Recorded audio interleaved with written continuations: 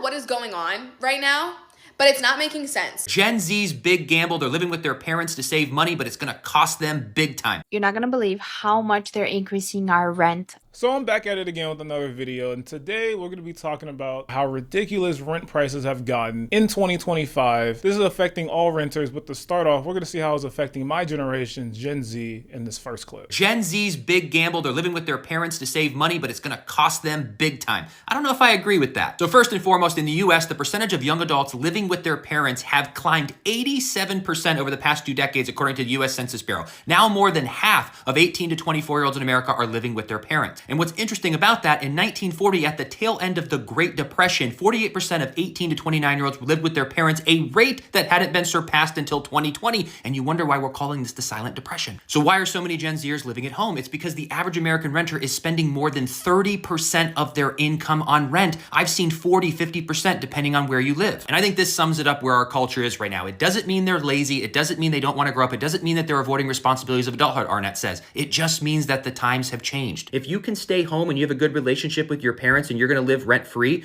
go work your 40, 50-hour a week job, save that money so you can get a good head start in life. If you're a millennial and you have to move back in with your parents for a few years, make it count, pay off your debt, get back on your feet. It's okay. Now, if you don't have a good relationship with your parents, maybe you should look at moving in with friends or finding like-minded individuals so you can have that good energy around you. But splitting the cost of living, getting that house burdened down for yourself is going to give you a head start. So there's a thing online where the older generations like to attack the younger generations. The target right now is Gen Z, that we're lazy, that we don't want to work, that we just want to play video games all day, that Gen Z has like Peter Pan syndrome. We just want to live at home with their parents. A lot of Gen Z has to live at home with their parents just because the rent prices are way too high. It's like, yeah, if you have a good relationship with your parents, sure, yeah, stay home, save some money, pay off debt. If you don't have a good relationship with your parents, then you pretty much need a high-paying job if you're going to be living by yourself above the median income, or you just get a roommate or two. Let's check out the comments to see what they think about this. It costs your will to live.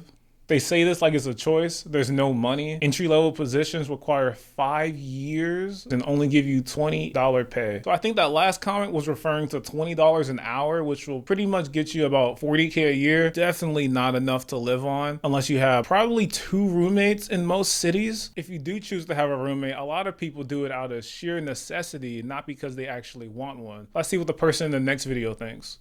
I need you guys to genuinely understand how sick these landlords are getting, especially if you live in Los Angeles, California. Just be careful renting in California in today's climate. I'm about to give you a heads up. You need to make 3.5 times the income or more. You need to have a good credit score. You're going to be paying application fees. And even though they lowered the deposits to move into an apartment here in California, guess what? Guess what's new? Before you rent an apartment, the landlords or property management are going to want to see that you have 6 months to a year worth of savings in that bank account. Yeah, it's getting sick out here. So if you're living in California and maybe you're living at home with parents, don't even bother moving out unless you're making at least 6 times the monthly rent. And if that wasn't enough, they want to look at your savings. They want to know if you have half a year to a year's worth of savings. The landlords definitely are just trying to get your money. And you have to do all that just to apply for the apartment. And you still have all the fees that come with getting a new apartment. Let's take a look at the comment section for this one. It's called Fake Your Stubs. An apartment we toured last year required 6 times the monthly rent we reported them. Are we buying these apartments or renting? They're asking for too much. And when you are looking for an apartment, depending on your budget, you may have to make sacrifices either on the location, square footage, or the appliances. Let's take a look at this next video. How is having a washer and dryer in your apartment or your house now considered a luxury? That is disgusting to me because everybody needs to wash their clothes. No matter who you are, you need to wash your clothes. That is a basic necessity. And on my apartment tour video where I was complaining about how high my rent is because I believe it's extremely high for what we get, people are saying, well, you have an in-unit washer and dryer. Like, that is worth, like, all this money. And I'm like, no, it's not. Everybody needs to wash their clothes. That's a basic necessity. Why is that a luxury to have a washer and dryer? I know how we got there, and it's because of money and greed and just a way for landlords to make more money off of you, but that is insane that that is considered a luxury. I don't even have a fancy washer and dryer. It's the most basic old washer and dryer you can have. is not worth my rent being a couple extra $100 a month because it's considered a luxury to have an in-unit washer and dryer. Everybody should have that, and it should not make your rent more expensive. That is insane. Now, I just wanted to take a look at the comment section before I say something about that last clip. It's a luxury not to have to lug it to a shared unit or the laundromat. The in-unit part is the luxury. It's always been a luxury. I will say, in my first apartment, I do remember having this old washer and dryer, but it definitely beats going to a laundromat and finding quarters just to pay to wash my clothes every week. So admittedly, it is kind of a luxury. But that woman said she was paying an extra $100 a month. And the thing about these apartments that we're renting is that the prices we pay for a lease for 1 year can go up the next year. And it does seem to go up year after year after year. That's what happened to the person in the next clip. You're not going to believe how much they're increasing our rent. We just got the renewal letter. You guys, we live in a 426 square foot studio apartment in downtown Chicago. And our rent, this year was $2,108. The previous year, it was $1,930. They want to increase it to $2,649. That's over $500 increase. I have no words. Like, where did they come up with this number? I mean, we had already made up our mind that we're not going to stay in the studio anyways. We are going to move and look for a new place. Hopefully, starting next week, we're going to start touring apartments. But over $500 increase for a 426 square foot studio apartment. I think this is because a new company apparently bought the building because we have new owners now. Like, we got a letter, I don't know, a couple of months ago that they're taking over the building.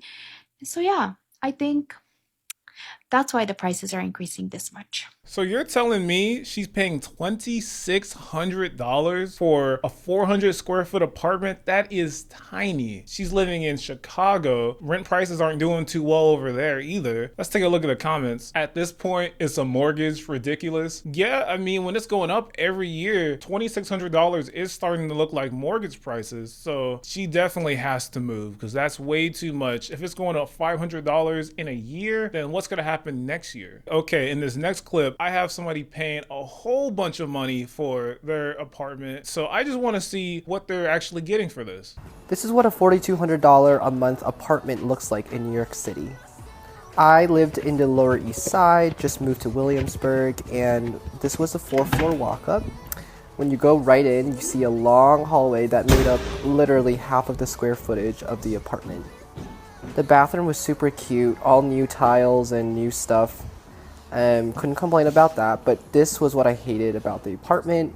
This is the kitchen, living, dining room all combined into one, and we couldn't fit a couch. We literally just had a kitchen island, me and my roommate, and couldn't do much. This is my roommate's room, really small. Like, this is me walking around in a small circle, and this would be the size of a closet in the rest of the United States. And then my room was bigger, really cute with the exposed brick. But yeah, this was $4,200. So I could just not stop laughing to that last clip. Why was that hallway so long? They're just walking down the hallway every single time, knowing that it's taking up square footage and that they're paying for all of this. They have a kitchen, dining room, living room combined into one. When we saw that guy's roommate's bedroom, I don't even know if I could lay down in that bedroom. It looks so tiny. Maybe if he sleeps standing up, then he'll be okay. You got ripped off. Bro getting scammed. Wait, you guys split the rent equally despite him basically living in a closet. The creator confirming we do not split equally. That wouldn't have been fair at all, and we knew. So at least it's not 50-50 for that guy living in the closet. But this really isn't just the issue happening in the United States. It's also happening internationally too. Let's take a look at this next clip. I'm 35 years old. I'm sleeping on a mattress on the floor at my friend's place because it's impossible to get a rental or it's way too expensive. And my only options are sleep in my car, sleep on the floor at my friend's house, or try and find a room in a share house if I can afford it, if there's any available. Knowing my luck, I'll end up with some fucking weirdos. How are those my only options? How are those the only options of many Australians right now? Before anyone says, you're 35, why don't you own a house? I did own a house in my 20s. I owned a house with my ex for 6 years. We bought at a good time in 2012. Then we split. He paid me out. It wasn't enough to then go and buy another property. So I think I'm just going to have to start applying for rentals, like one-bedroom apartments. I don't mind living in a tiny one-bedroom apartment, but having to pay $500 a week is fucked. I earn an average wage, but I can't afford that. So I've never been to Australia. $500 a week in Australian dollars. I don't know how much that is in USD, but if it was $500 in United States dollars, then yeah, $2,000 a month, that's way too much for rent. And that would probably only get you a tiny apartment. So let's just take a look at the comments. The only good news is that you look nowhere near 35. No one's forcing you to work minimum wage or live in an area that's beyond your tax bracket. Basically, they are. Wages and house prices aren't set by the individual. I pay $700. It's crazy. So that must be referring to the $700 a week. I guess in Australia, they count it weekly how much the rent is. But that other comment is right. The individual doesn't set these prices. It's always the landlord. And honestly, I just think they're just making up these numbers just to see if we'll actually pay the rent. Let's check out this next clip to see what's really going on. My rent was $1,700 a month for a one bedroom. And then I got a notice that it was going up to $2,200. So I said, peace, see ya, I'm not doing this. And then I get a call that's like, oh, was that price the problem? Like, we can fix that. And I'm like, were you playing chicken with my rent? Why would you? Peace, done. So that's what we all should be doing. If they're gonna play chicken with our rent increases, then we should just say no and see if they'll actually back off and change the number. Because she almost paid $500 more in rent if she just agreed with it. You just gotta say no one time and you might just keep the same rent price or get a smaller increase. I'm looking at the comment section now and the first one says, I'm so sick of people saying to get a better job too. Nobody's wages are keeping up with this. My first one-bedroom apartment was $750 in a nice area. I miss those days. $750? That must have been like the 90s or something. Landlords need to be abolished altogether. This is insane. My apartment was $1,200 in 2019. Now they want $1,900 for no changes to the property. Insane. To be honest, if they're increasing rent prices every year, I don't know how anyone's able to afford it. Yeah, this is getting out of hand. Let's just take a look at the next clip. I don't know what is going on right now, but it's not making sense, okay? People keep building apartments, keep building these sky-rise, luxury apartments, etc. Who are you putting in these? The real estate market is dropping. Everyone can't even afford rent. And then, F all that, okay? To get into an apartment, 3 times the rent, 6 times the rent, credit score gotta be 800, da-da-da-da, da-da-da-da. You don't know. Why do you keep building apartments if they're just gonna sit empty? All these apartments are sitting empty because to get into an apartment, because my friend's trying to get into an apartment right now, and it is, you would think she's trying to get into the freaking White House, the Vatican. Like, it is ridiculous trying to get approved for an apartment nowadays. Thank God I have one. Blessed be God. Blessed be the good Lord. Because what is happening? What is happening? Why are y'all charging an astronomically amount of rent? 1. 2, to even get into an apartment. First off, don't y'all need people in there? But then you're going to jump through hoops to get in there? Oh, we need your security deposit. It's going to be $1,000. If you don't get approved, they don't send that back for they can take up to 30 days. But y'all want that right now. And they'll take it out of your account quick. But it takes you like a week, a month to send it back. I just don't get it. It's giving wasted time to me because y'all keep building these apartments and you're not even putting anybody in it because, oh, you don't qualify. So who qualifies? Who qualifies? 6 times the rent. The rent is $3,000. Who makes that, bro? Do you even make that? You don't. So why are you trying to look in my friend's face talking about you need to pay 6 times the rent? Baby, you don't make 6 times the rent. I'm confused. Stop building apartments if you're not going to put people in them. I'm done. That rant was absolutely hilarious, and she is speaking for everybody. Let's just go straight to the comments with this one. Funny thing is, they're using our tax dollars to build these apartments, yet we can't afford to live in them is such an awful concept. It's a fee for everything. They even charge you to pay your rent online. Like, how else do you want me to pay it? If you are looking to rent, before you sign the dotted line, definitely make sure what fees you're gonna have to be paying if you even get approved, because for some of these places, you gotta make 6 times the rent, 3 times the rent. If you don't have it, then you're gonna have to look somewhere else. But you know what? Let's look at a perspective where maybe renting sounds okay. Are there people out there that have gone from owning a home back to like renting a home or an apartment? And why did you do it? Was it for the convenience or for the money saving or for both?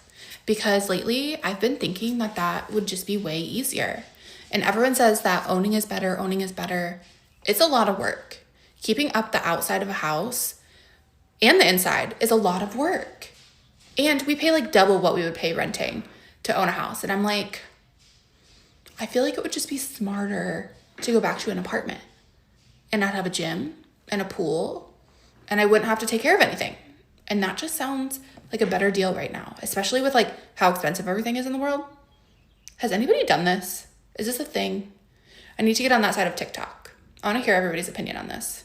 So I'm 26. I can't really give an opinion on this because I've never owned a home. And with the state of the economy, it might take another 10 or 20 years if I do decide to own a home. So let's just go straight into the comments to see which is better, renting or owning. We will never go back to rent after our experience. We'd rather pay a few hundred extra not to have the stress of raised rent every year or having to move in moments notice. Selling this summer and planning to rent a home is actually more cost effective in our area, and owning doesn't guarantee our mortgage won't go up because property taxes and insurance go up yearly. So the cost of housing is just getting out of hand in general. If you're renting, your rent's going up. If you're owning, your property taxes, insurance might go up. So it's really a case of thinking the grass is greener on the other side, but once you get on the other side, there's no guarantee that grass really is greener. The benefit of renting is that you have a landlord, so if your appliances do break down, you don't have to run to Home Depot, figure out how to fix it, pay that cost, because when you're renting, the landlord just takes care of all of that. But do they? Because not everybody gets the best landlord. Let's take a look at this next clip to see. But rent's over $1,000.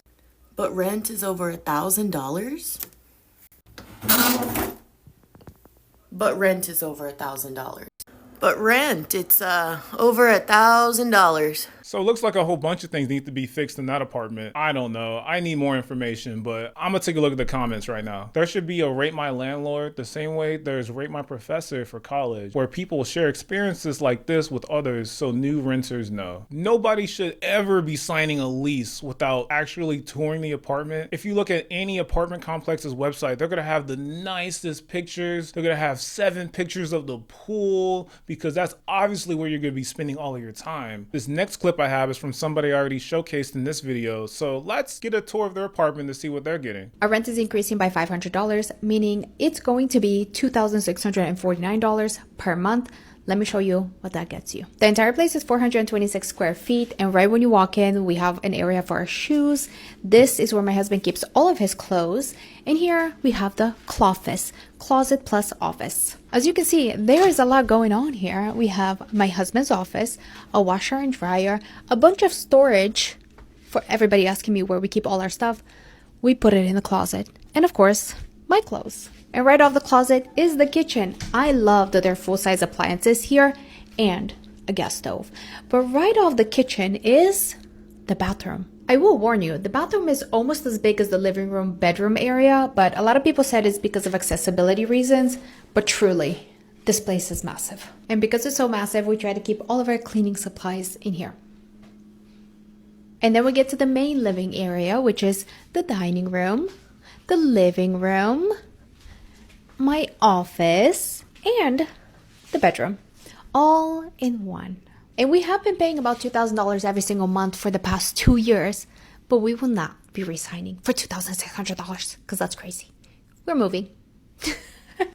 So good for this person for finally moving. They were able to fit 2 offices, have 2 people live there, and honestly, their kitchen looked pretty nice. That was probably the nicest room in there, but for the rent increase, it's definitely not worth it. Let's take a look at the comments. Mi amor, absolutely not. Move. We are. That's literally a mortgage payment for some people. What? Almost $3K for a studio? That's insane. Yeah, I definitely forgot to mention that she was only touring a studio, 426 square feet. So they fit a lot of stuff in that studio. But I will say that comment about how for some people it's a mortgage payment, it really does just depend on what location that you're in that determines your housing prices. Let's take a look at the next clip to go deeper on this.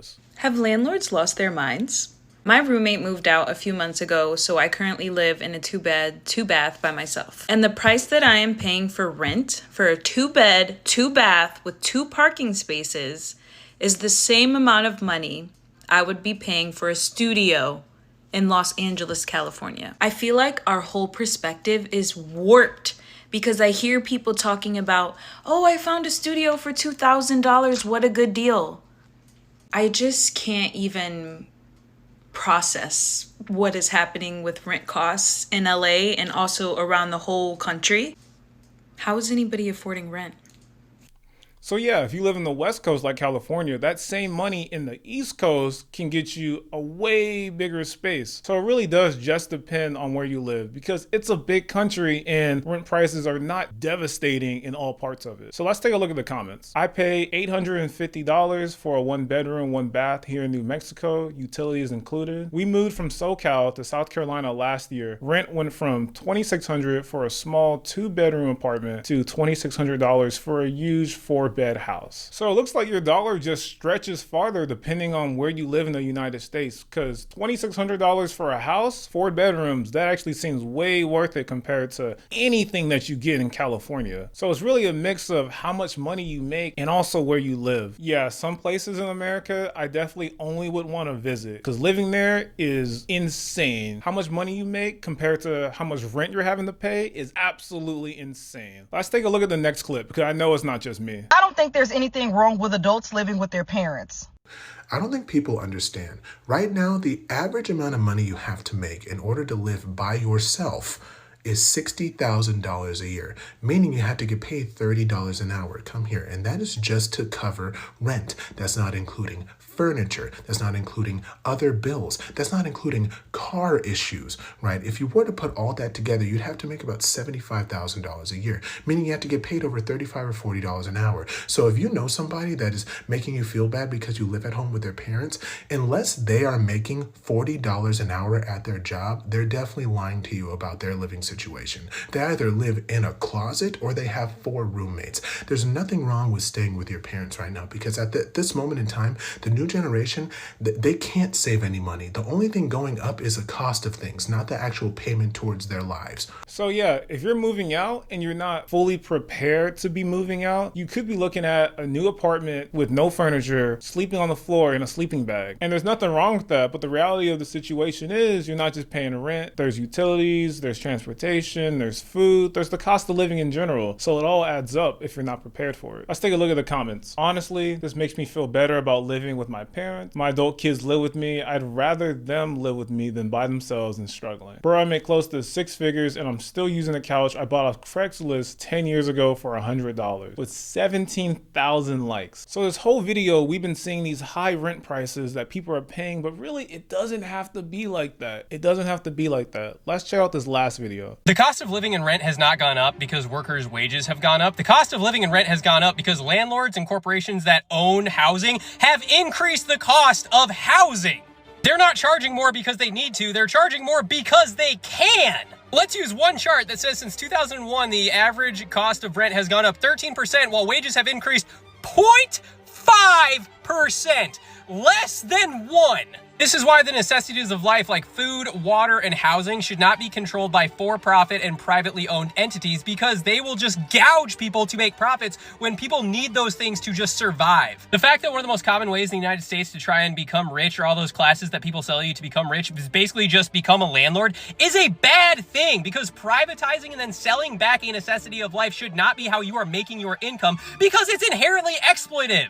So no, workers' wages increasing does not mean everything has to get more expensive. Stuff gets more expensive because the people that own the necessities of life decide they want more profit. Yeah, I remember reading somewhere that if wages were to increase, then the cost of living would increase for everybody, but wages haven't really been increasing that much. That chart went up to only 2018, it's 2025, but the cost of living has definitely outpaced wages. So definitely doesn't have to be like that. It looks like the only way to not be struggling is to actually own the property that the other people are renting. Let's take one last look at the comments. If prices went up because of wages, wouldn't prices still be low because minimum wage hasn't changed in near 20 years? That's literally what I was saying. If this was a game of Monopoly, people would have flipped the board a long time ago. Well, I hope you liked this video. Leave a comment on the next video I should make, and I'll catch you in the next one.